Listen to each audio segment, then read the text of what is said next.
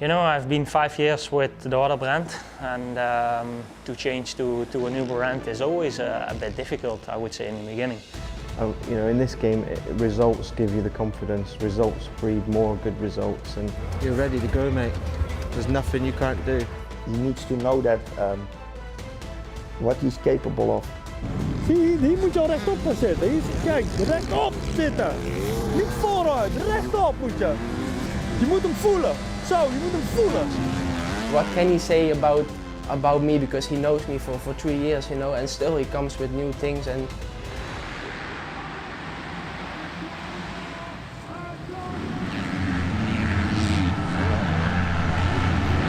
Renault. Well, it's going to be a big moment for him, isn't it? Win the overall here and match the Mason. I think that most people are surprised that Maxime Renault has been dominant in the MX2 class at the halfway mark, but really this shouldn't be a surprise at all. Maxime was tipped to be a world champion and a great of the sport from his early EMX 125 days. A rider like Tom Vial, in comparison, wasn't. Vial was never expected to be a world champion. Renault was. What he's doing now is merely fulfilling expectations. Like, this shouldn't be a surprise. Injury after injury through his EMX 125, EMX 250 and eventually MX2 days kind of derailed his career for a portion there. He just struggled to gain momentum and didn't really make much progress through the years like 2016, 2017. But now, he's back on the factory team, he has some momentum, he has confidence, and we're seeing the result of that. It's definitely not a surprise that he's been the dominant figure in MX2, and if he goes on to win the MX2 title, which halfway through the 2021 season it definitely looks like he will, that wouldn't be a shock either. Renault should be this good. He had the speed, he's always had the talent. We've always believed that he could be the next MX2 world champion. But he had such a bad run with injuries. Like he explained, his shoulder, he did a lot of damage to there, and then his elbow, and that was a result of another rider landing on him.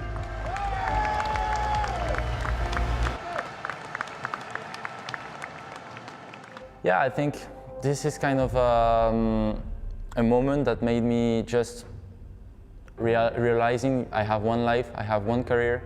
I almost messed it up with a crash that was not even really my fault. A rider jumped on me, so I'm just trying to give my best every time I have my wheels on the track and enjoying, just trying to get as much pleasure as I can and just playing, because that's all it is about, you know.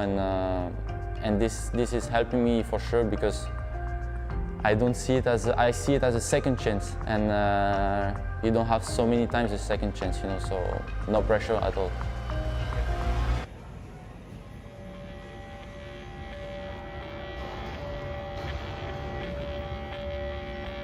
On my way to Kegums. We are here in Brussels, Belgium. So yeah, heading for the 7th round of the season. Really looking forward to that round because the track is really nice. So yeah, just follow me during my trip.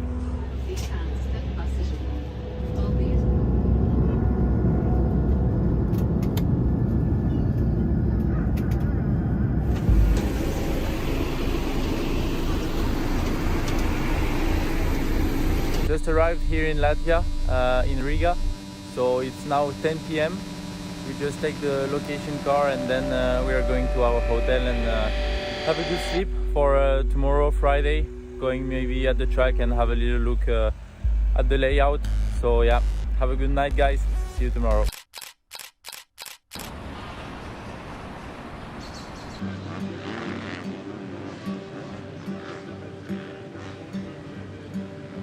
Saturday, we're now heading to the test track to do some start practices, just to get the first feeling with the bike for the weekend and see if everything is okay on the bike. So yeah, let's go for it.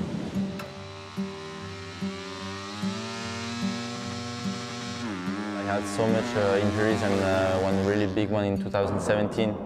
I was not even sure to ride again a bike. You know, I had some nerve problem in my left arm. And yeah, on those moments was really tough, but yeah, I worked as much as I could, and so now I enjoy even more being here because yeah, I know where I passed through, and yeah, it's just full pleasure now and enjoying every moment of it. My name is Thierry van den Bosch. I'm training Maxime for 3.5 years now. Going very well, you know, it's improving itself every year and a big step this year. And hopefully keep on going this way until the end of the season. Faudra que je vois, de toute façon je regarderai le mécanisme, mais il faudra que je vois comment je suis placé sur la moto à peu près. Je pense que je serai à peu près comme ça, je pense, à peu près, au niveau taille. Comme ça, tu le vois bien là. Track looks really nice, bumpy and yeah, sketchy some places, so really have to get the focus for tomorrow. Si tu arrives à vraiment cabrer celle-là, pour passer au-dessus, déjà tu gagnes de la vitesse et après c'est de la vitesse que tu gardes jusqu'au bout des vagues, quoi. Tu vois, si tu arrives à repasser au-dessus de celle-là et pas atterrir ici et faire pam et rebondir. Parce que si tu atterris là, les deux roues, tu peux pas faire grand-chose, hein, je pense. Celle-là, ou la scrubber ou quoi, faire l'absorber, cabrer ici un peu. Ouais. On va venir chercher. Et après là, réussir par contre à faire double. My expectations for tomorrow are for sure getting some really good points in the championship and keep on going on the same way of riding since the beginning of the year. So yeah, I'm just gonna now try to focus tonight and get ready for tomorrow.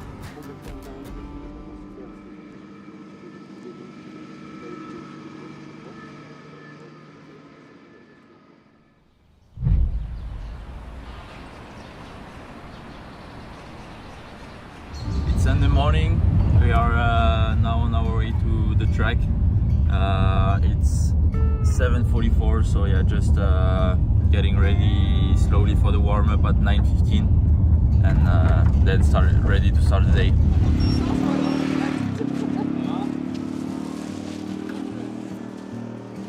Morning. Ça va? All good? Ready to rumble? Yeah. Ready. How are you? All right. Good. So he's come a long way, but like in terms of his ability, his work ethic, his determination, he's undoubtedly like the most determined rider on the line, I would say.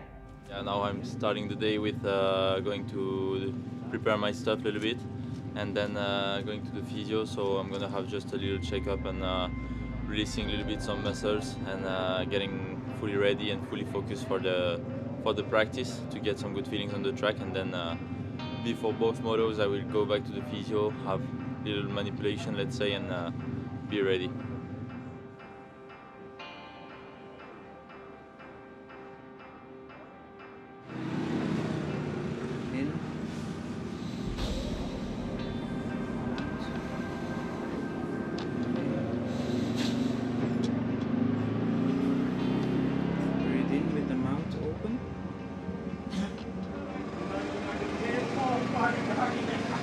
Again.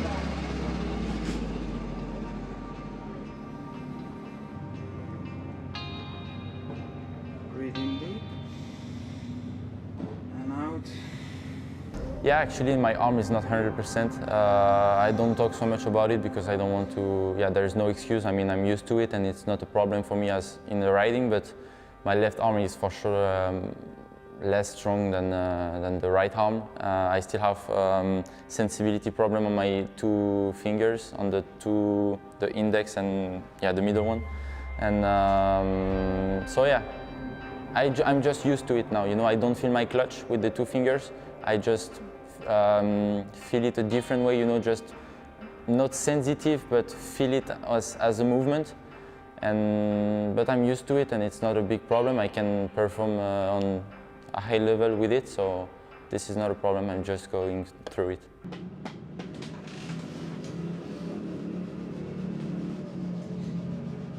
It's time to wake up, actually. Yeah. Otherwise, you're gonna. Never got my ass slapped like that.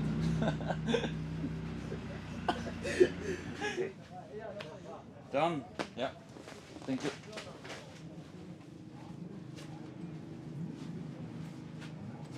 See you.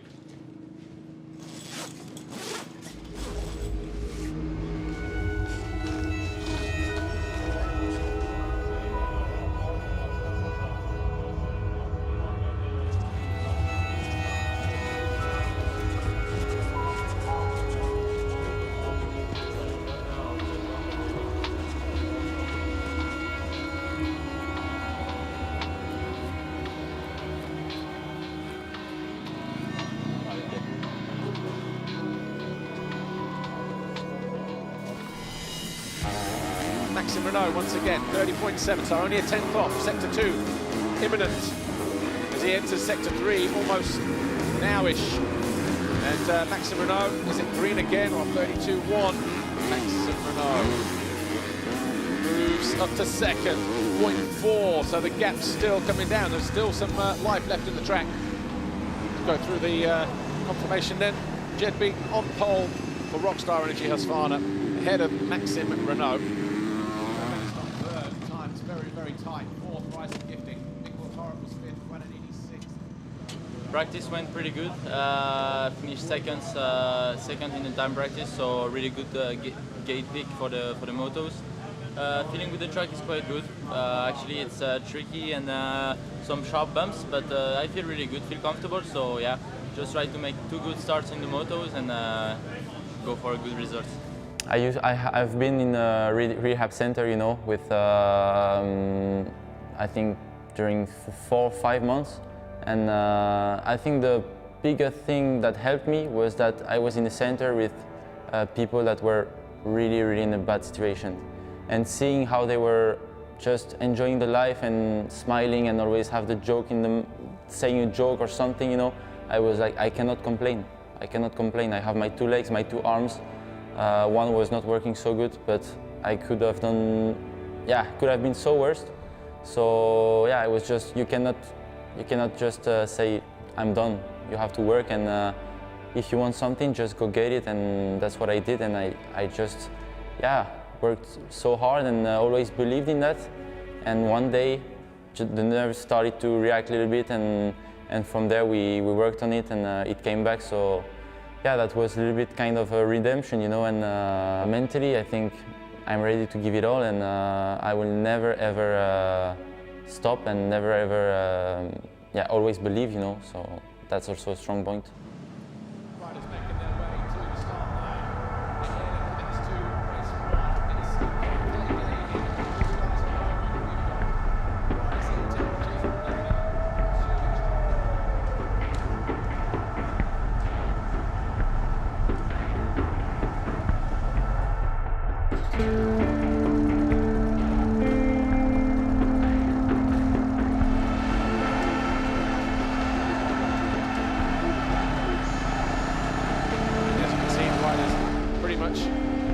Ready to make their way to the start line from the waiting zone.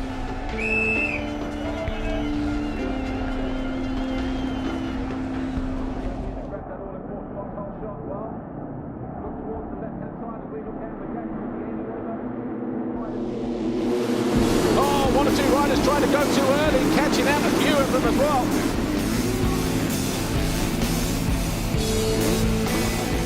And Renault has snuck up the inside of Jorgo Kiertz and moved into 3rd place. The gap, is it coming down this time around? Yes, it is, 1.2 seconds. A flying lap for Maxime Renault, 2:03.2 compared to 2:05 on the Italian. This is for the lead, and he does. He's got that corner absolutely dialed, Maxime Renault.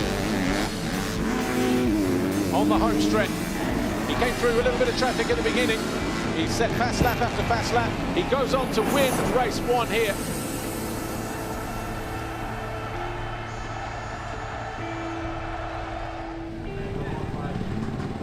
Congratulations, pretty much a perfect race. You really couldn't afford to switch off though, but you got your second race win of the season. Yeah, really happy with it. I got a good start, but not the best actually. I think I was 5th. And then I pushed really hard. Good job.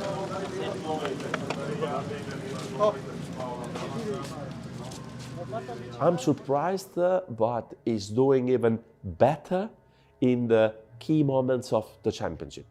The right moment when the others are a little bit in trouble, bam, is there taking the most of the points.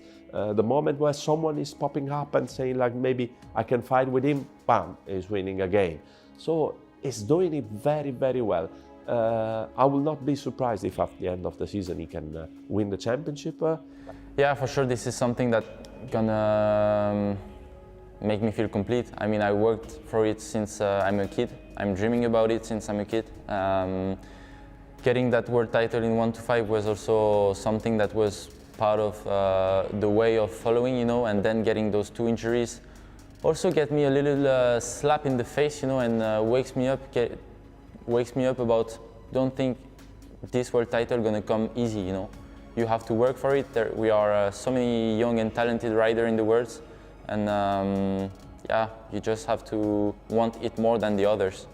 And now I feel like I'm ready this year. I've put the job in, and but yeah, there's always a part of unknown, you know. So, but yeah, I have the red plate. I feel good. My bike is working really good. I feel in shape.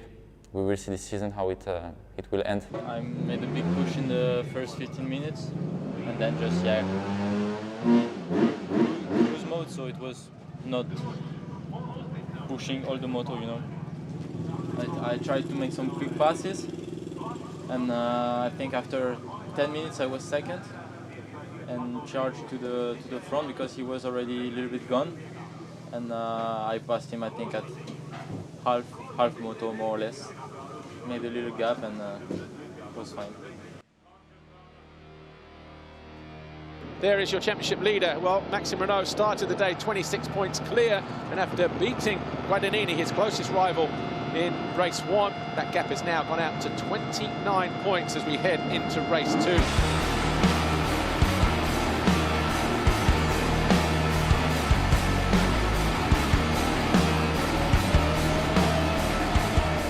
Renaux bringing his A game today. It's going to be the perfect day for the Frenchman. Took 3 points out of his rival Mathieu Guadagnini in race 1. He's going to take another 5 points out of him here in race 2. On his way down to the line then, Maxime Renaux. He started at lap 2.1 seconds clear. He's been pretty much immaculate all day. He crosses the line, goes 1-1 for the first time in his career. He wins the Grand Prix. Maxime Renaux continues to lead the championship in MX2. And your overall podium today, Maxime Renaux, Jago Kiet, Mathieu Guadagnini.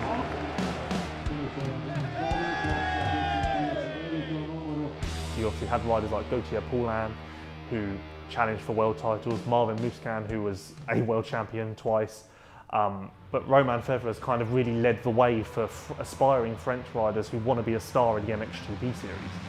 He obviously, his road to the top was unorthodox. He definitely did it a different way to most riders, but he's been the shining light for French fans for quite a while now. The first year in 2015, yeah, I was rookie in the class.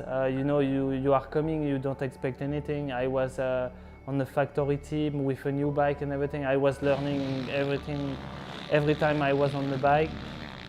And yeah, he has a good feeling, good vibes, and I was just enjoying. And when you are rookie, you don't care about so much the result, and you just try to get some experience. And then yeah, that year everything clicked, and yeah, we win many races, many GPs, and the world title, of course. So Romain Febvre is about to make history here. A rookie winning in the MXGP class. He wins the race, and he will now realise it. It was, let's say, mentally, it was maybe the easiest year that I had. But like to win. If I win at the end of the season, it will be 6 years after my world title, my first world title. So it can be for sure a good one, especially with all the hard years that I had in the past, and for my team too, because I think Kawasaki has never been world champion on the 450. So yeah, I would like, yes.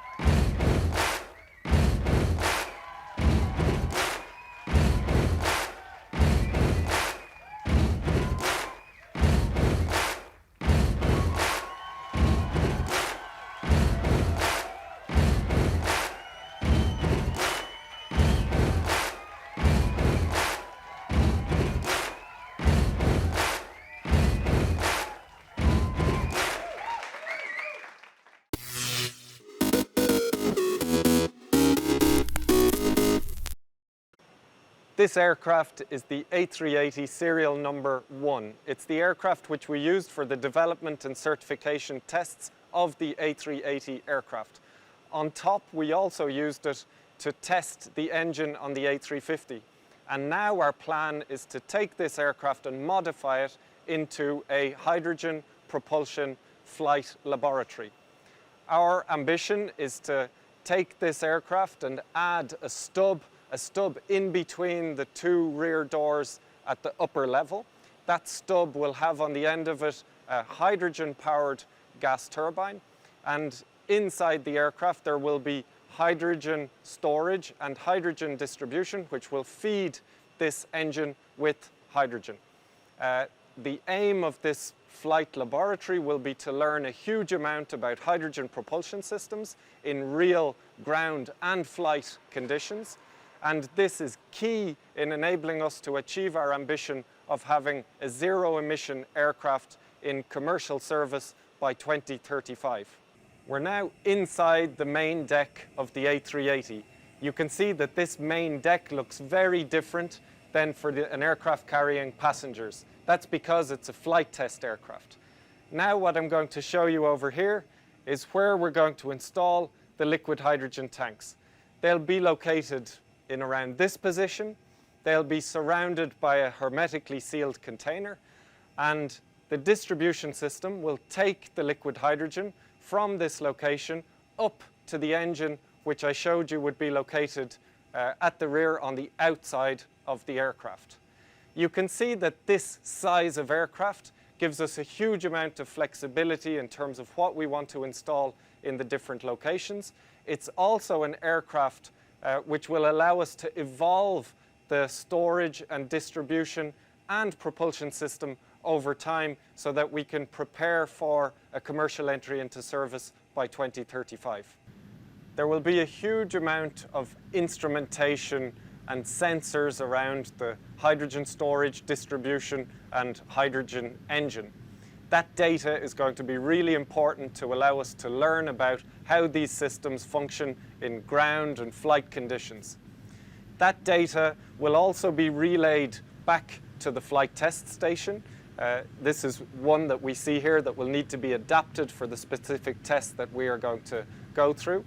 That will allow the test engineers to operate the tests in real time during the flight.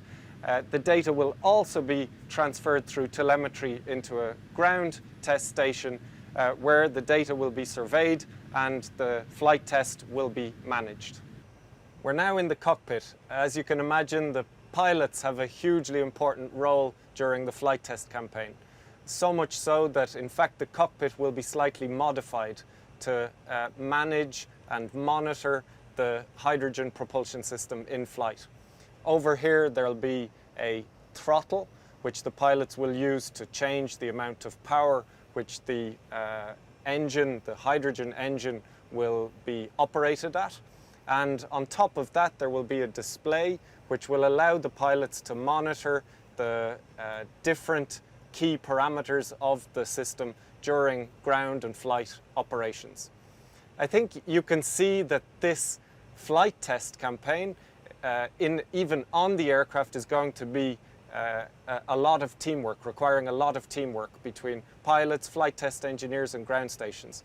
On top of that, there's going to be another level of teamwork required in order to deliver all of the equipment, all of the ground test benches and systems that are required for a successful completion.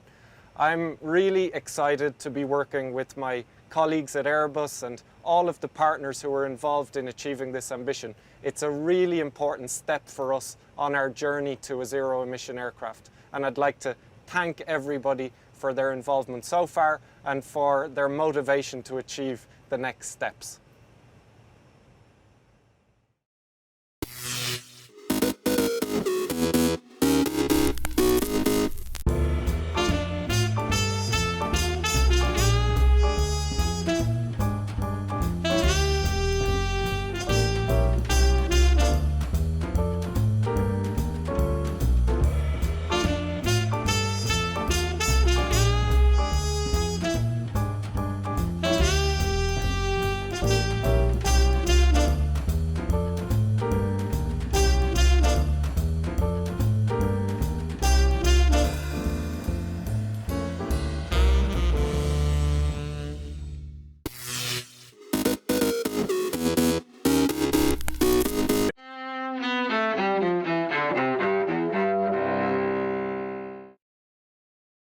December 12th, 2000.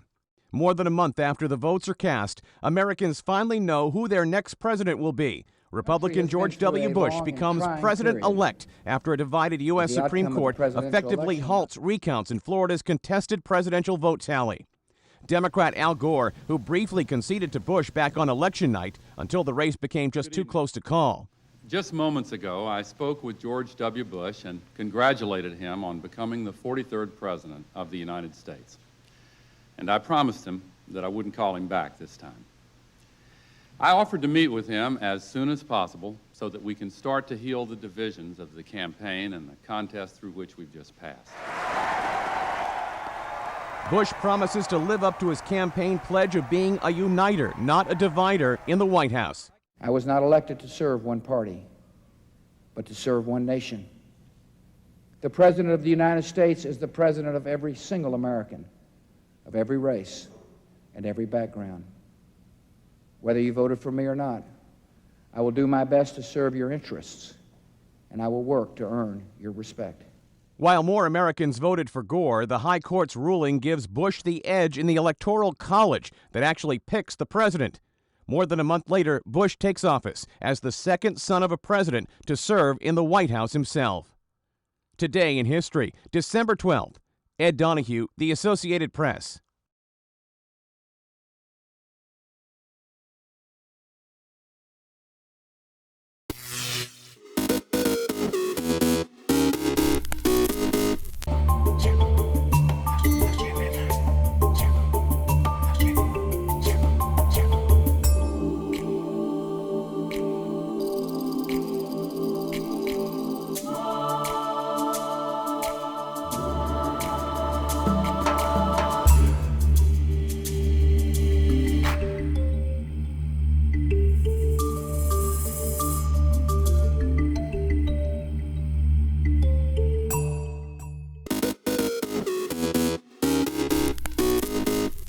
Welcome back in our studio, and in today's news,